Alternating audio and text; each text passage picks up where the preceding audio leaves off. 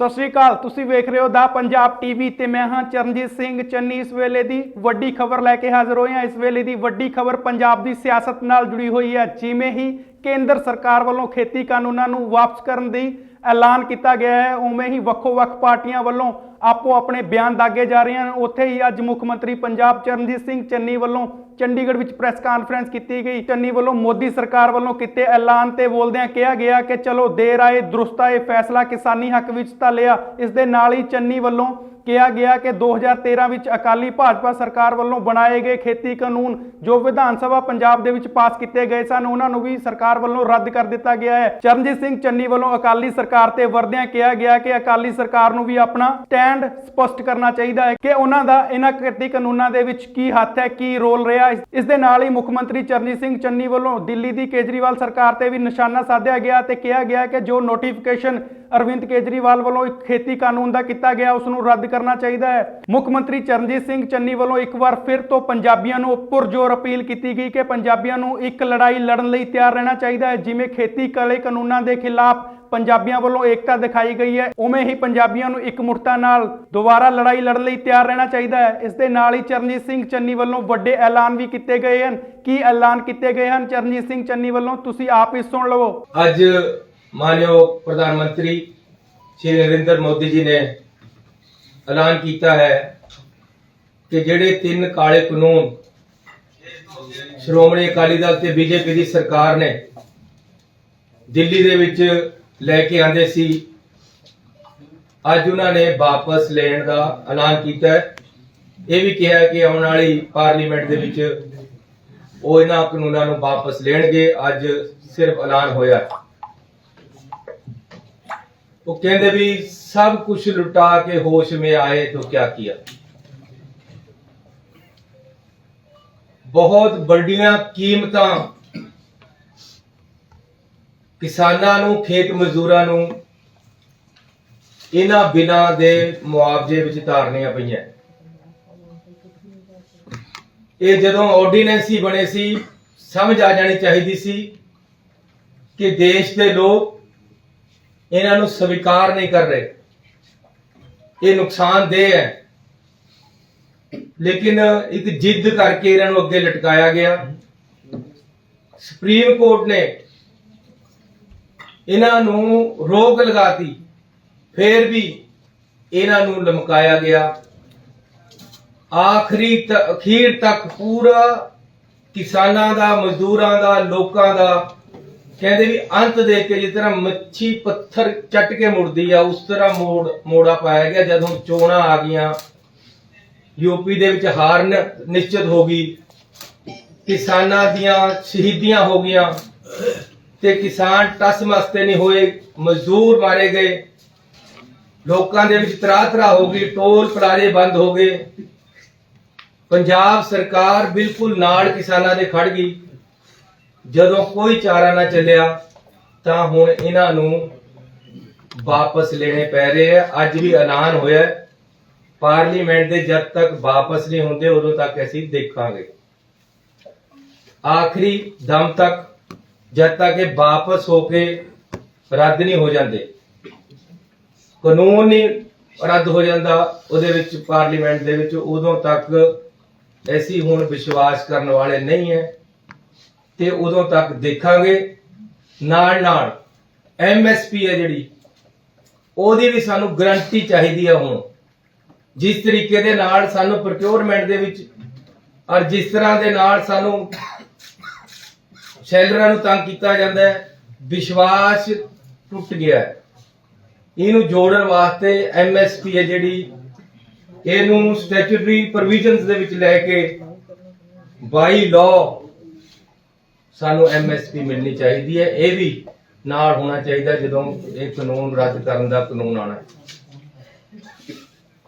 यदी जिहड़ी शुरुआत है जदों प्रधानमंत्री जी ने 30 मई 19 नूं सौं चक्की, उसे दिने नीति योग का एजेंडा जारी करता। 15 दिन बाद उसकी मीटिंग हुई 15/6/19 नूं।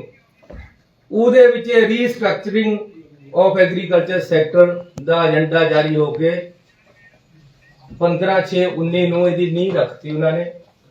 ਇੱਕ ਸੋਚੀ ਸਮਝੀ ਸਾਜ਼ਿਸ਼ ਦੇ ਨਾਲ ਦੇਸ਼ ਨੂੰ ਪਾੜਨ ਵਾਸਤੇ ਔਰ ਦੇਸ਼ ਦੀ ਕਿਸਾਨੀ ਨੂੰ ਡਾਊਨ ਕਰਨ ਵਾਸਤੇ।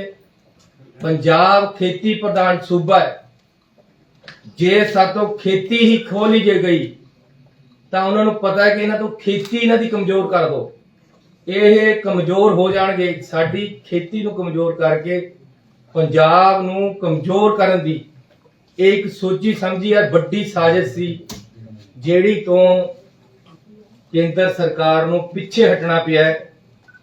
ਤੇ ਅੱਜ ਮੈਂ ਕਿਸਾਨੀ ਸੰਘਰਸ਼ ਨੂੰ, ਕਿਸਾਨਾਂ ਦੀਆਂ ਯੂਨੀਅਨਾਂ ਨੂੰ, ਖੇਤ ਮਜ਼ਦੂਰਾਂ ਦੀਆਂ ਯੂਨੀਅਨਾਂ ਨੂੰ, ਪੰਜਾਬ ਔਰ ਹਿੰਦੁਸਤਾਨ ਦੇ ਲੋਕਾਂ ਨੂੰ, ਡੈਮੋਕ੍ਰੈਟਿਕ ਸਿਸਟਮ ਨੂੰ ਸ਼ਾਬਾਸ਼ੀ ਦੇਣਾ ਚਾਹੁੰਦਾ ਕਿ ਲੋਕਤੰਤਰ ਦੇ ਵਿੱਚ ਲੋਕਤੰਤਰ ਦੀ ਜਿੱਤ ਹੋਈ ਹੈ, ਲੋਕਾਂ ਦੀ ਜਿੱਤ ਹੋਈ ਹੈ, ਕਿਸਾਨੀ ਸੰਘਰਸ਼ ਦੀ ਜਿੱਤ ਹੋਈ ਹੈ, ਸੰਯੁਕਤ ਮੋਰਚੇ ਦੀ ਜਿੱਤ ਹੋਈ ਹੈ, ਖੇਤ ਮਜ਼ਦੂਰ ਦੀ ਜਿੱਤ ਹੋਈ ਹੈ, देश ਦੇ ਹਰ ਨਾਗਰਿਕ ਦੀ ਜਿੱਤ ਹੋਈ ਹੈ। ਤੇ ਸਚਾਈ ਨਿੱਤਰ ਕੇ ਉੱਪਰ ਆਈ ਹੈ। ਜਿਹੜੇ ਲੋਕ ਡਿਸਟਰਬ ਕਰਨਾ ਚਾਹੁੰਦੇ ਸੀ, ਪਾੜੇ ਪਾਉਣਾ ਚਾਹੁੰਦੇ ਸੀ, ਵੋਟਾਂ ਦੀ ਰਾਜਨੀਤੀ ਕਰਦੇ, ਉਹਨਾਂ ਨੂੰ ਪਿੱਛੇ ਹਟਣਾ ਪਿਆ। ਲੇਕਿਨ ਦੇਰ ਆਏ ਦੁਰਸਤ ਆਏ। ਇਹ ਜਿਹੜਾ ਕੁਝ ਇਸ ਦੇ ਨਾਲ ਮੈਂ ਇਹ ਵੀ ਕਹਿਣਾ ਚਾਹੁੰਦਾ ਕਿ ਆਪਣੇ ਆਪ ਨਹੀਂ ਹੋਇਆ। ਸ਼੍ਰੋਮਣੀ ਅਕਾਲੀ ਦਲ ਨੇ ਮੋਢਾ ਦਿੱਤਾ, ਉਹਨਾਂ ਨੂੰ ਇਹ ਵਿਸ਼ਵਾਸ ਦਵਾਤਾ ਕਿ ਜੀ ਕਿਸਾਨੀ ਸਾਡੇ ਨਾਲ ਹੈ ਤੇ ਅਸੀਂ ਤੁਹਾਡੇ ਨਾਲ ਹੈ, ਸਾਡੀ ਮਿਨਿਸਟਰੀ ਹਰੀ ਰਹੇ। ਕਦੇ ਇਹ ਕਾਨੂੰਨ ਨਹੀਂ ਆਣੇ ਸੀ ਜੇ ਪੰਜਾਬ ਔਰ ਦੇਸ਼ ਦੀ ਕਿਸਾਨੀ ਦੇ ਨਾਮ ਤੇ ਸ਼੍ਰੋਮਣੀ ਅਕਾਲੀ ਦਲ ਉਹਨਾਂ ਨੂੰ ਮੋਢਾ ਨਾ ਦਿੰਦਾ। ਇਹ ਉਹਨਾਂ ਨੇ ਆਪਣਾ ਮੋਢਾ ਦਿੱਤਾ, ਅਗਲੇ ਨੇ ਬੰਦੂਕ ਧਰੀ। ਲੇਕਿਨ ਜਦੋਂ ਕਿਸਾਨਾਂ ਨੇ ਸ਼੍ਰੋਮਣੀ ਅਕਾਲੀ ਦਲ ਦੇ ਪ੍ਰਧਾਨ ਦਾ ਘਰ ਰੋਕ ਲਿਆ, ਚਾਰੇ ਪਾਸੇ ਤੇ ਨਿਕਲਣਾ ਬੰਦ ਹੋ ਗਿਆ, ਇੱਕ ਕਿਸਾਨ ਦੀ ਉੱਥੇ ਸ਼ਹੀਦੀ ਹੋ ਗਈ, ਚਾਰਾ ਨਾ ਚੱਲਿਆ, ਪੰਜਾਬ 'ਚ ਵੜਨਾ ਬੰਦ ਕਰਤਾ ਇਹਨਾਂ ਦਾ। ਹਾਲਾਂਕਿ 3 ਪ੍ਰੈਸ ਕਾਨਫਰੰਸਾਂ ਬੀਬੀ ਜੀ ਨੇ ਕਰੀਆਂ। ਅਗਲੇ ਦਿਨ ਇੱਕ ਐਮਰਜੈਂਸੀ ਪ੍ਰੈਸ ਕਾਨਫਰੰਸ ਬੁਲਾ ਕੇ ਸੁਖਬੀਰ ਸਿੰਘ ਬਾਦਲ ਨੇ ਪੂਰੇ ਸੋਲੇ ਗਾਏ ਕਿ ਜੀ ਇਹ ਕਾਨੂੰਨ ਬਹੁਤ ਵਧੀਆ ਹੈ, ਇਹ ਰਹਿਣੇ ਚਾਹੀਦੇ ਹੈ, ਤੁਹਾਨੂੰ ਸਮਝ ਨਹੀਂ ਆ ਰਹੀ, ਤੁਸੀਂ ਕਿਸਾਨੋਂ ਸਮਝੋ।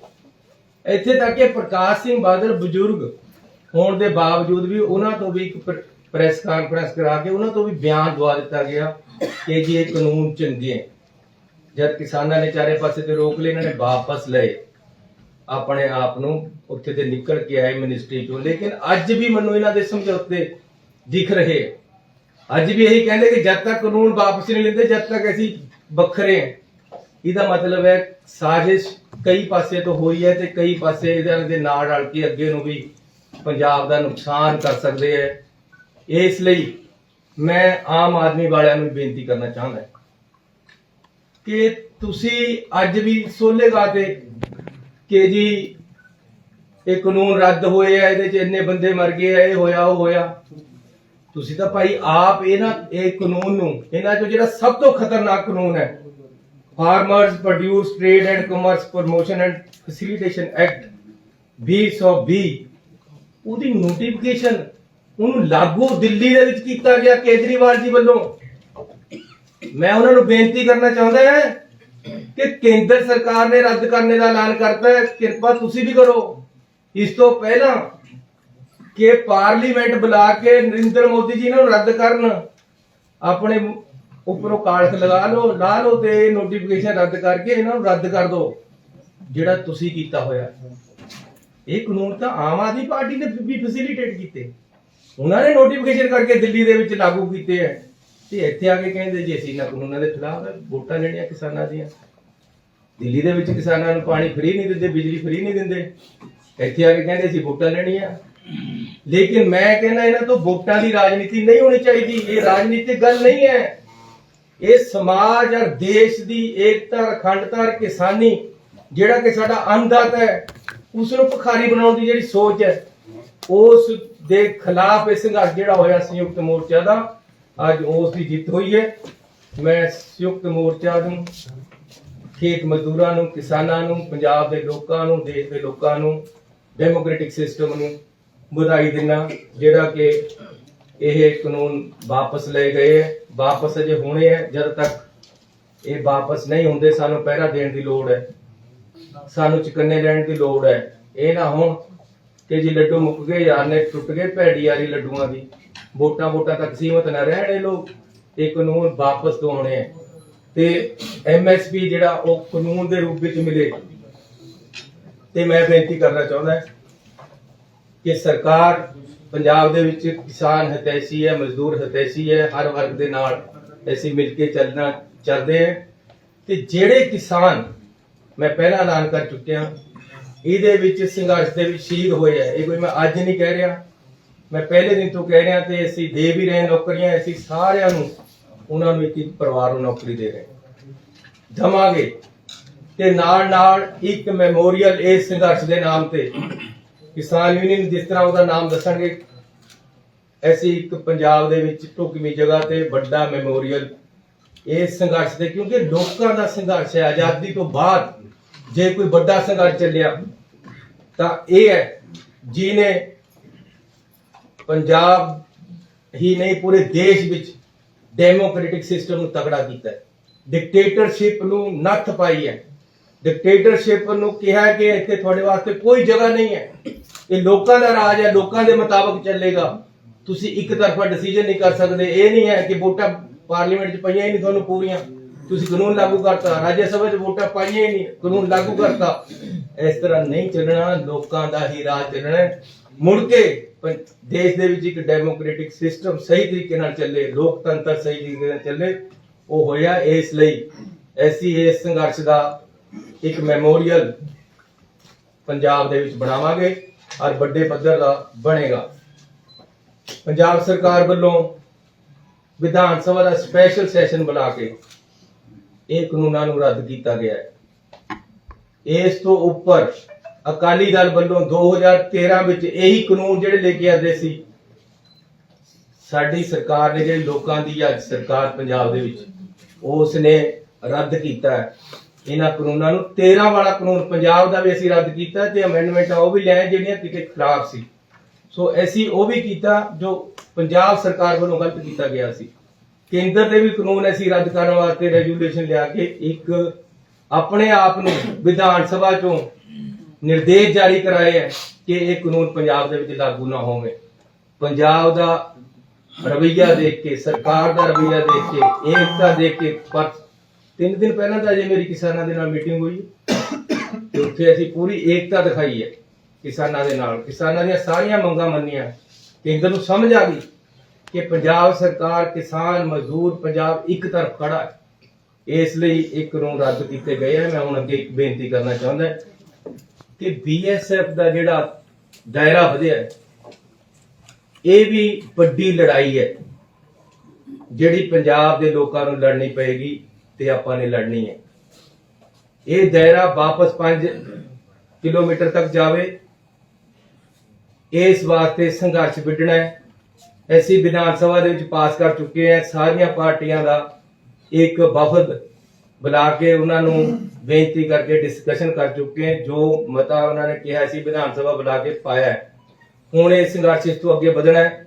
ਇਸ ਲਈ ਮੈਂ ਕਿਸਾਨ ਯੂਨੀਅਨ ਨਾਲ ਵੀ, ਖੇਤ ਮਜ਼ਦੂਰ ਨੂੰ ਵੀ, ਪੰਜਾਬ ਦੇ ਲੋਕਾਂ ਨੂੰ ਬੇਨਤੀ ਕਰਦਾ ਕਿ ਇਸ ਸੰਘਰਸ਼ ਵਾਸਤੇ ਸਾਨੂੰ ਤਿਆਰੀ ਕਰਨੀ ਪੈਣੀ ਹੈ। ਨਾਲ ਹੀ ਇਹ ਮੈਂ ਬੇਨਤੀ ਕਰਦਾ ਮੁੱਖ ਮੰਤਰੀ ਜੀ ਨੂੰ ਕਿ ਜਿੱਥੇ ਇਹ ਕੀਤਾ ਹੈ ਉੱਥੇ ਸਾਡੇ ਜਿਹੜੇ 50 ਕਿਲੋਮੀਟਰ ਵਾਲਾ ਹੈ ਪ੍ਰਧਾਨ ਮੰਤਰੀ ਜੀ ਤੁਸੀਂ ਮੁੱਖ ਮੰਤਰੀ ਕੋਈ ਗੱਲ ਨਹੀਂ। ਮੁੱਖ ਮੰਤਰੀ ਨਾਲ ਹੁਣ ਮੈਂ ਇਹ ਬੇਨਤੀ ਕਰਨਾ ਚਾਹੁੰਦਾ ਕਿ ਇਹ ਕਾਨੂੰਨਾਂ ਨੂੰ ਵਾਪਸ ਲੈ ਲਓ। ਜਿਹੜਾ ਤੁਸੀਂ ਨੋਟੀਫਿਕੇਸ਼ਨ ਕੀਤਾ ਇਹ ਗਲਤ ਹੈ, ਦੇਸ਼ ਦੇ ਫੈਡਰਲ ਸਿਸਟਮ ਦੇ ਖਿਲਾਫ ਹੈ। ਤੁਹਾਨੂੰ ਇਸ ਦਾ ਅਧਿਕਾਰ ਨਹੀਂ ਹੈ ਕਿ ਤੁਸੀਂ ਪੰਜਾਬ ਦੇ ਵਿੱਚ ਇਸ ਤਰੀਕੇ ਦੇ ਨਾਲ ਇੰਟਰਫੇਅਰ ਕਰੋ। ਲਾਅ ਐਂਡ ਆਰਡਰ ਪੰਜਾਬ ਦਾ ਆਪਣਾ ਅਧਿਕਾਰ ਹੈ। ਸਾਡੀ ਪੁਲਿਸ ਸક્ષਮ ਹੈ ਹਰ ਤਰੀਕੇ ਦੇ ਹਰ ਖਤਰੇ ਨੂੰ ਝੇਲਣ ਲਈ, ਔਰ ਅੱਗੇ ਵੀ ਝੇਲਦੀ ਆਈ ਹੈ। ਇਸ ਕਰਕੇ ਇਹ ਵੀ ਖਤਮ ਹੋਣੇ ਚਾਹੀਦੇ ਹੈ, ਇਹ ਜ਼ਰੂਰੀ ਹੈ। ਔਰ ਮੈਂ ਕਿਸਾਨ ਯੂਨੀਅਨ ਨੂੰ, ਸੰਯੁਕਤ ਮੋਰਚੇ ਨੂੰ ਇੱਕ ਵਾਰ ਫੇਰ ਵਧਾਈ ਦਿੰਦਾ